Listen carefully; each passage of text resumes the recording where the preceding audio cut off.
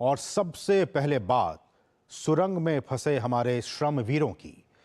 उत्तरकाशी की निर्माणाधीन सुरंग में हुए हादसे में फंसे 41 श्रमवीर जल्दी ही बाहर आ सकते हैं। रेस्क्यू का आज 13वां दिन है। राहत और बचाव अभियान अपने अंतिम चरण में है। रेस्क्यू ऑपरेशन में आने वाली अड़चनों को भी कमोबेश दूर कर लिया गया है। इस रिपोर्ट को देखते हैं। के सिलक्यारा सुरंग हादसे में राहत और बचाव अभियान अपने अंतिम चरण में है। इस बीच राष्ट्रीय आपदा प्रबंधन प्राधिकरण ने बताया कि रेस्क्यू ऑपरेशन में आने वाली अड़चनों को दूर कर लिया गया है।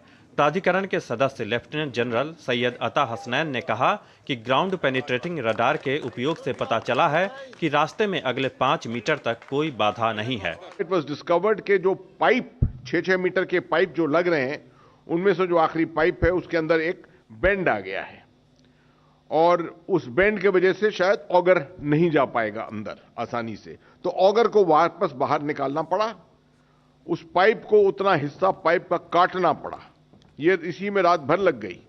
साथ में क्योंकि ऑगर पे इतना जोर पड़ा था तो उसका जो बेस था जिसके ऊपर वो माउंटेड है, उस बेस के ऊपर इतना ज्यादा जोर पड़ा कि उसके नट बोल्ट जो थी, उसके ऊपर जो सीटिंग थी वो निकल गई and it had to be reset.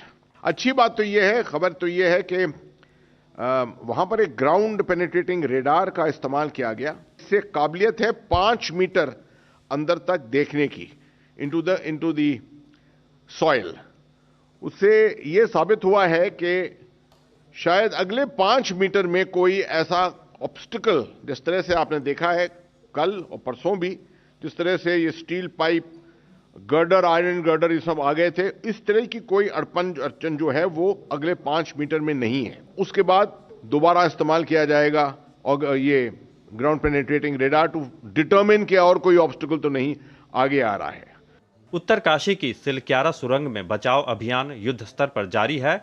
इस दौरान केंद्रीय मंत्री जनरल वीके सिंह ने अधिकारियों के साथ सुरंग में प्रवेश किया और बचाव अभियान का जायजा लिया। उत्तराखंड के मुख्यमंत्री पुष्कर सिंह धामी ने भी सिलक्यारा टनल का दौरा किया। उन्होंने बताया कि रेस्क्यू ऑपरेशन अपने अंतिम चरण में है। पीएम मोदी लगातार मजदूरों के बारे में जानकारी लेते हुए समाधान पर चर्चा कर रहे हैं। रेस्क्यू ऑपरेशन अपने अंतिम चरण पर है और आप सब जानते हैं कि उस रेस्क्यू ऑपरेशन में भारत की सरकार, माननीय प्रधानमंत्री जी प्रत्येक दिन किस प्रकार से हमारे अंदर जो मजदूर भाई हैं उनको भोजन सामग्री से लेकर अनेकों प्रकार की जो कठिनाइयां उनके सामने आ सकती हैं, उन सब के बारे में जानकारी देकर उसके निदान को लेकर और सुरक्षित रूप से उनको बाहर निकाला जाए, रेस्क्यू किस तरह से चल रहा है, उस सारी जानकारियां प्रत्येक दिन लेते हैं। और पूरी एजेंसियां, भारत सरकार की हों, राज्य सरकार की हों, सब मिलजुल कर इस ऑपरेशन को चला रही हैं। जल्दी ही हमें उम्मीद है भगवान की कृपा से कि जल्दी से जल्दी ये ऑपरेशन पूरा होगा, हमारे मजदूर भाई सभी बाहर आएंगे। दरअसल 12 नवंबर को सिलक्यारा से बड़कोट के बीच बन रही निर्माणाधीन सुरंग में धंसाव हो गया। ये घटना सुरंग के सिलक्यारा वाले हिस्से में 60 मीटर की दूरी में मलबा गिरने के कारण हुई। उत्तरकाशी जिले के सिलक्यारा टनल में फंसे मजदूरों को बचाने के लिए चलाया जा रहा ऑपरेशन जिंदगी अभियान अपने अंतिम चरण में है। उम्मीद की जाती है कि केंद्र और राज्य सरकार के सतत प्रयासों से चलाए जा रहे इस महाअभियान के जरिए न केवल मजदूरों को सकुशल बाहर निकाला जा सकेगा, बल्कि चिकित्सीय जांच के बाद इन मजदूरों को उनके घर भी भेजा जाएगा। मेरे सहयोगी कैमरामैन जगमोहन के साथ मोपी यादव, डीडी न्यूज, सिलक्यारा, उत्तरकाशी। तो सबसे बड़ी राहत की बात यह कि लगातार हम उन फंसे हुए श्रमवीरों तक लगातार पहुंच रहे हैं।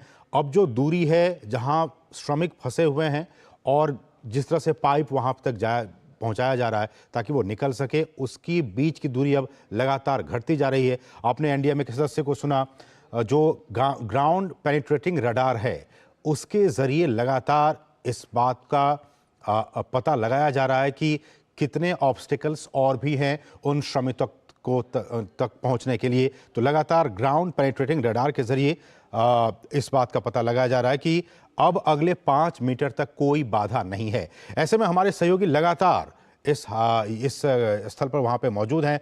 हमारे साथ हैं ओपी यादव जो कि सिलक्यारा में ही मौजूद हैं। ओपी, सबसे पहले तो यही आपसे जानना चाहेंगे कि जैसा कि एनडीएमए के सदस्य ने कहा कि अब ग्राउंड पेनिट्रेटिंग रडार के जरिए इस बात को वो देख पा रहे हैं कि अगले 5 मीटर तक अब कोई बाधा नहीं है। ऐसे में मेरा सवाल कि जहां श्रमिक फंसे हुए हैं और ये जो पाइप पहुंचाई जा रही है, अब उन दोनों के बीच में कितना फासला रह गया है?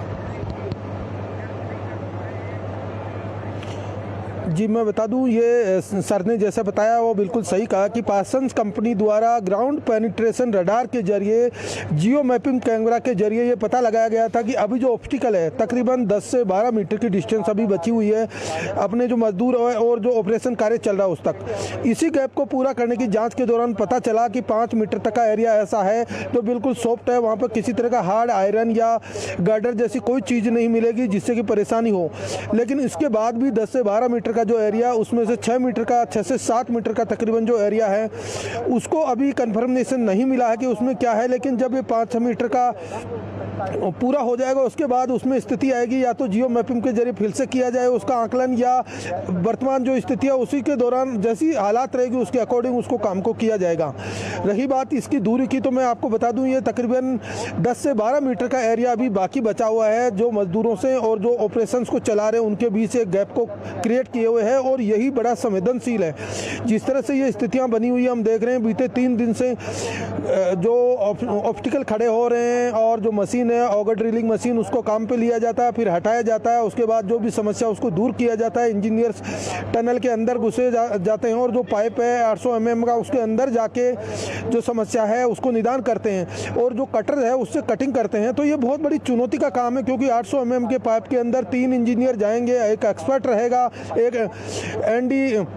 एनडीएमए के कोई जो कर्मचारी हैं एनडीआरएफ के वो अंदर जाएंगे। तो ये जिस तरह से अंदर जाके काम करते हैं उसमें बहुत ही छोटी जगह में बड़ी सावधानी रखनी पड़ती है, संवेदनशीलता का ध्यान रखना पड़ता है और छोटे छोटे पार्टिकल्स में टुकड़ों में जो कटर के जरिए उनको काटा जाता है हार्ड आयरन स्टोन को, तो इससे थोड़ा टाइम लग जाता है। और यही वजह की ये दूरी 10 से 12 मीटर की है, लेकिन घंटे भी 10 से 12 इसमें लग सकते हैं। हालांकि जो मशीन है, जो ऑगर मशीन है, उसकी स्पीड बहुत तेज है, 5 से 6 घंटे की स्पीड होती है, लेकिन जो परिस्थितियां हैं यहाँ पर उनको देखते हुए उसको काम की स्पीड 1 से 2 घंटा से ज़्यादा नहीं बन पा रही है। और इसकी वजह यह है कि पूरी संवेदनशीलता के साथ काम करना होता है, क्योंकि जब मशीन चलती है तो बहुत ही हाई स्पीड की मशीन है, 1570 हॉर्स पावर की मशीन है, तो कंपन और ऐसी स्थितियां न आ जाए जिससे कि मलबा फिर से गिरने लगे। हालांकि इसके बचाव के लिए भी हाफ क्रिट का स्प्रे किया जा रहा है मशीन से, हाफ क्रिट मशीन से, लेकिन उसके बाद भी बहुत सारी सावधानी इसमें रखी जा रही है कि कहीं कोई दिक्कत न हो। मजदूरों का रेस्क्यू हम करें, उसके साथ साथ जो काम कर रहे हैं उनका भी रेस्क्यू दोबारा न करना पड़े, उनकी जीवन की सुरक्षा भी हमारे लिए एक बड़ी चुनौती रहती है। तो जिस तरह काम चल रहा है उसमें स्पीड थोड़ी धीमी है, लेकिन सावधानी बहुत ज़्यादा है। और इसकी मुख्य वजह है कि जो मजदूर फंसे हुए उनकी जान की सुरक्षा, साथ ही साथ जो काम करने वाले इंजीनियर हैं और हेल्पिंग हैंड्स हैं उनकी भी सुरक्षा का ध्यान रखा जा रहा है। और ये बीते 12 तारीख से लेकर अब लगातार जो ऑपरेशन चल रहा है इसमें शुरू में हालांकि 22 मीटर तक ज़्यादा बाधा नहीं आई, लेकिन ये शुरुआती दौर पे काम की स्पीड थोड़ी कम होती है, फिर एकदम से काम तेज़ी से आगे बढ़ा। 15-22 मीटर आने के बाद में जब इसमें थोड़ी सी टेक्निकल रूप से इन्होंने कुछ चेंज किया, 900 mm के पाइप की जगह 800 mm का पाइप इन्होंने डालना शुरू किया, तो 45 मीटर तक जब ये पाइप गया उसके बाद से फिर ये स्थितियाँ वापस पैदा हो गई और उसमें गार्डर और हार्ड स्टोन जैसे कई तरह के आयरन्स के आइटम उसमें दिखाई दिए, तो उनको काटने में थोड़ा टाइम लगा। और जो ये मशीन है इसको जब फिर से इंस्टॉलेशन करते हैं तो इसमें 1.5 से 2 घंटे का समय लग जाता है। साथ ही साथ जो पाइप 6 मीटर का है, 800 mm का है, उसकी वेल्डिंग करते हैं तो उसमें भी 1.5 से 2 घंटे लग जाते हैं, उसकी कूलिंग करनी होती है।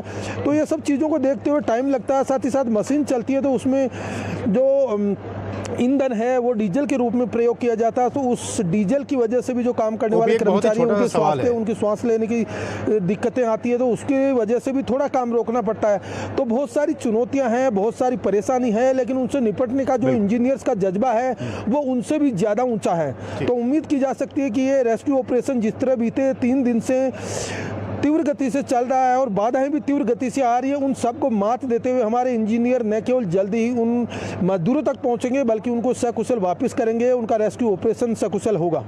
इसमें एक बहुत ही छोटा सा सवाल ओपी कि 41 श्रमवीर जो फंसे हुए हैं, क्योंकि लगातार जो फुटेज अंदर से आ रही है उसमें दिख रहे हैं कि वो ठीक है। एक जानकारी, चूंकि आप ग्राउंड जीरो पे मौजूद हैं, उन श्रमिकों की तरफ से क्या वो किस तरह से हैं वो, और खाने पीने की चीज़ें उन तक पहुंच पा रही हैं, ऑक्सीजन की कोई कमी तो नहीं है, इस पर ताज़ा अपडेट। जी, श्रमिकों के लिए न केवल खाने पीने की बल्कि उनके पहनने की, उनकी डेली जीवन में जो ब्रश करना जैसे तमाम सामग्रियों सब कुछ लगातार पहुंचाई जा रही है। सुबह उनको ब्रेकफास्ट दिया जाता है, दोपहर में बहुत हल्का भोजन उनको खिचड़ी, चावल, सब्जी, रोटी इस तरह की चीज़ें पहुंचाई जाती है। शाम को उनके लिए खाने की व्यवस्था की जाती है। इसके अलावा दिन में 2-3 बार उनसे लगातार न केवल परिजनों की बात होती है बल्कि जो इंजीनियर्स है, चिकित्सक है, जो उनकी मनोवैज्ञानिक स्थिति जानते हैं, उनसे बात होती है। इसके अलावा क्या है, इनमें जो और अन्य तरह की चीज़ें हैं मजदूरों को लेकर उनको की कोई परेशानी न हो, इस सब चीज़ों का ध्यान रखा जाता है। साथ ही साथ ऑक्सीजन की आपूर्ति हो, इसके लिए एक 4 इंच का पाइप है, उसके जरिए ऑक्सीजन की सप्लाई की जाती है और जो 6 इंच का पाइप है उसके जरिए खाने पीने की चीज़ें पहुंचाई जाती हैं।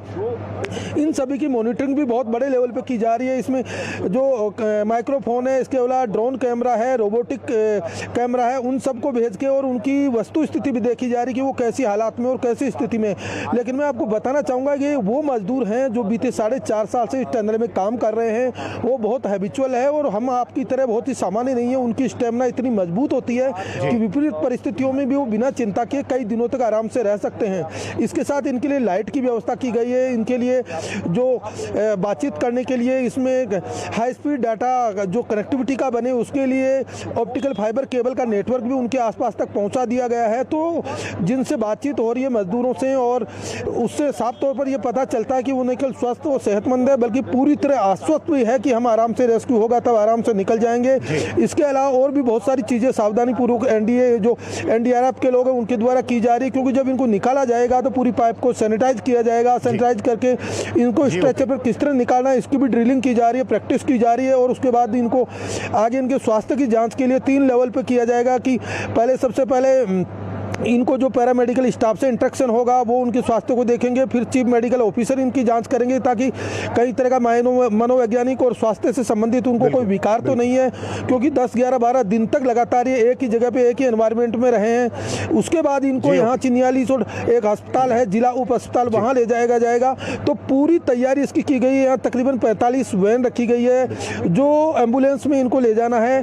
तो हर लेवल पे, हर स्टेप पे न केवल सावधानी रखी जा रही है बल्कि ऑपरेशन के बाद क्या स्थितियां बनेगी, किस तरह मजदूरों को रेस्क्यू करके बाहर ले जाना, इसका भी पूरा योजना प्लान बनाया गया है। बिल्कुल, 140 करोड़ की आबादी वाला देश और हर कोई अपने अपनी जगह ये दुआ कर रहा है ईश्वर से, ऊपर वाले से, कि ये जो हमारे 41 श्रमवीर हैं वो सकुशल इस मुसीबत से बाहर निकल आए। सबके फिंगर क्रॉस्ड हैं। वो जल्दी से जल्दी सुनना चाहते हैं, देखना चाहते हैं कि ये 41 श्रमवीर कब किस तरह से सुरक्षित बाहर निकल पाते हैं। बहुत बहुत शुक्रिया ओपी, इन तमाम ताज़ा अपडेट्स को सिल क्यारा से हम तक पहुंचाने के लिए आपका बहुत बहुत शुक्रिया। बढ़ेंगे आगे और यहाँ रखेंगे एक बहुत ही छोटे से ब्रेक के लिए। आप देखते रहिए डीडी न्यूज़।